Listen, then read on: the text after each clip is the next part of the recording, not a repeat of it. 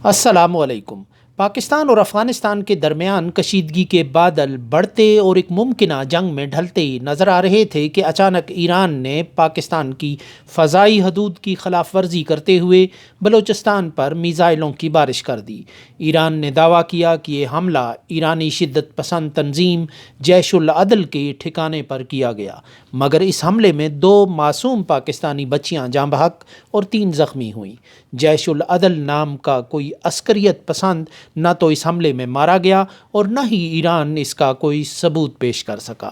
پاکستان نے اس حملے پر فوری رد عمل دکھایا اور ایران سے اپنا سفیر واپس بلاتے ہوئے ایرانی سفیر کو پاکستان واپس نہ آنے کی ہدایت کی اور دونوں طرف سے وفود کی سطح پر طے شدہ دورے منسوخ کر دیے گئے۔ دوسرے ہی روز پاک فضائیہ نے ایران کے اندر گھس کر اپنے شدت پسندوں کو نشانہ بنایا اور یوں حساب برابر ہو گیا۔ ایرانی میڈیا اور حکومت نے اپنے حملے کی تشہیر کرنے کے باوجود پاکستان کی جو اسے پاکستان میں اپنے مطلوب دہشت گردوں پر حملہ قرار دیا، جبکہ پاکستان نے بھی جواباً ایران پر کیے جانے والے حملے کو مرگ بر سرمچاری سرمچاریوں پر، جو آزادی پسندوں پر یا عسکریت پسندوں پر یا سرفروشوں پر موت برپا کرنے کا نام اس آپریشن کو دیا۔ گویا کہ یہ پاکستان کے اپنے شہریوں اور عسکریت پسندوں پر ایران کی حدود میں کارروائی تھی۔ امریکہ نے ایران کے حملوں کی مذمت کی اور چین نے دونوں ملکوں سے تحمل سے کام لینے کی اپیل کی۔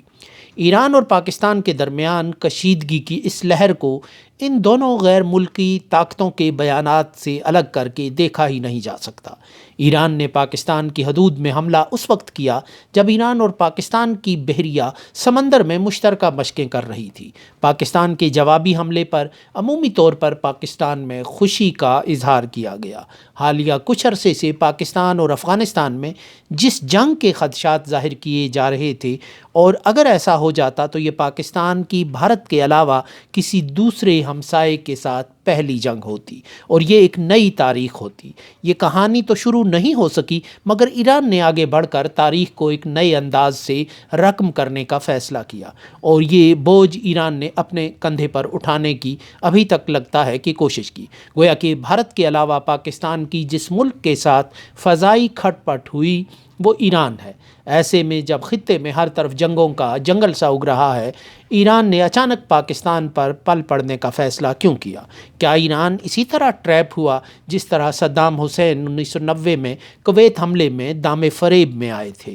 ایران کے میزائل حملے سے کچھ ہی لمحے پہلے بھارت کے وزیر خارجہ ایس جے شنکر ایران میں موجود تھے اور وہ ایران کے ساتھ تعلقات کو مزید بلندیوں تک لے جانے کے عہد و پیما کر رہے تھے، جن میں چاہ بہار بندرگاہ سے زیادہ مستفید ہونے اور فارسی زبان کو بھارت کی کلاسیکل زبانوں میں شامل کرنے جیسے معاہدات شامل تھے۔ بھارتی وزیر خارجہ اس سے کچھ ہی دن پہلے امریکہ کا دورہ کر چکے تھے، جہاں ان کی امریکی وزیر خارجہ اینٹنی بلنکن سے تفصیلی ملاقات ہو چکی تھی۔ ڈیوس میں عالمی معاشی فورم پر تقریر کرتے ہوئے اینٹنی بلنکن نے ہندوستان میں انتہا پسندوں کے طاقت پکڑنے کے بارے میں پوچھے گئے ایک سوال کے جواب میں چند ہی دن پہلے کہا تھا کہ وہ ہندوستان کو ایک کامیاب ملک بنتا دیکھ رہے ہیں، جس میں وزیر اعظم مودی کا رول انتہائی اہم ہے۔ گویا کہ وہ بھارت میں انتہا پسندی سے متعلق سوال کو نظر انداز کرتے اور پہلو بچاتے ہوئے ہندوستان اور نریندر مودی کی تعریف کر رہے تھے، اور نئے ہندوستان میں وہ نریندر مودی اور ہندوستان کو لازم و ملزوم سمجھ رہے تھے۔ اس خوشکن ماحول سے بھارتی وزیر خارجہ ایس جے شنکر ایران پہنچے تو ان کی تہران سے روانگی سے کچھ ہی لمحوں بعد ایران نے پاکستان پر حملہ کر دیا۔ عین ممکن ہے کہ ایس جے شنکر امریکی قیادت کی طرف سے ایران کے لیے کوئی شاخ زیتون لے کر آئے ہوں کہ حوثیوں پر حملوں کے باوجود اور خلیج میں بڑھنے والی کشیدگی کے باوجود امریکہ ایران کے ساتھ کشیدگی کو ایک حد سے آگے بڑھانے میں دلچسپی نہیں رکھتا۔ پاکستان میں ایرانی حملے میں بالاکوٹ حملے کی طرح ایک کوا اور چند درخت تو کام نہیں آئے، مگر چند معصوم پاکستانی بچوں کی جانیں چلی گئیں۔ یوں ایران نے اس حملے سے خطے میں وہ تاریخ رقم کرنے کا راستہ اختیار کیا جو کئی برس پہلے سے ہموار کیا جا رہا تھا، اور ایران نے اسے اس موقع پر اپنا کندھا پیش کر کے ایک حماقت کی۔ اب بھارت کے بعد پاکستان کی اس نوعیت کی کشیدگی اور جھڑپ میں ایران نامی ایک نئے کیریکٹر کا اضافہ ہو گیا ہے۔ ایران کی طرف سے اس حملے کا جواز اس لحاظ سے بھی نہیں بنتا تھا کہ دونوں ملکوں کی بحریہ مشترکہ مشقیں بھی کر رہی تھی، اور یوں لگتا ہے کہ ایران کو کسی نے فوری طور پر اس جال میں پھنسا دیا ہے۔ اس عمل کو بھارتی وزیر خارجہ کے دورے سے الگ کر کے بھی نہیں دیکھا جا سکتا۔ بہت عرصے سے یہ کوششیں جاری تھیں کہ پاکستان اپنا دشمنی کا بورڈ اب واہگہ سے اتار کر تورخم یا تفتان پھاٹک پر لگا دے۔ گریٹ گیم میں پاکستان اور بھارت کو اس انداز سے تجارت اور کھلی سرحدوں سے کے ساتھ شیر و شکر کرنا مقصود ہے جس میں من و تو کی تمیز باقی نہ رہے، اور حد تو یہ کہ بھارت میں ایک انتہا پسند حکومت کے باوجود اس پالیسی پر اصرار جاری ہے، اور انتہا پسندی کے غلبے کا سوال کس قدر غیر اہم ہو کر رہ گیا ہے، اس کا واضح اظہار ٹونی بلنکن کے ڈیوس میں کانفرنس میں پوچھے گئے سوال کے جواب میں ہے۔ پاکستان اور بھارت کی سرحدوں پر امن کی کونپلیں کھل اٹھی ہیں، دونوں کے درمیان رنجشوں اور تلخیوں کو کم کیا جا رہا ہے، اور مستقبل میں اس صورتحال میں نمایاں تیزی دیکھی جائے گی۔ ایسے میں کشیدگی کے ساتھ رخ اور ہدف اب زاہدان اور تورخم پھاٹک کی طرف مڑنے لگے ہیں۔ دوستی اور دشمنی کے نئے کردار اور معیار تخلیق ہونے لگے ہیں۔ ایران نے نادانستہ یا کسی فرمائش پر اس ایجنڈے کو ایک راستہ دے دیا ہے۔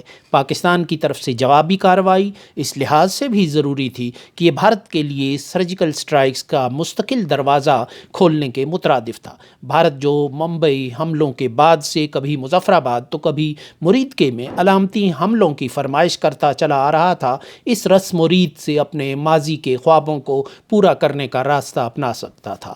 یہ حقیقت میں ایران کے پردے میں بھارت کو پیغام ہے کہ دوبارہ کسی بھی سرجیکل سٹرائک کا نتیجہ بالاکوٹ کی صورت میں ہی برآمد ہو سکتا ہے۔ ایران نے بہرحال بیٹھے بٹھائے ایک بین الاقوامی منصوبے کو راہ دینے کا فیصلہ کیا، اور اس کے جواب میں ایران کو کہاں کس انداز کا ریلیف ملتا ہے، اس کا اندازہ بھی جلد ہو جائے گا۔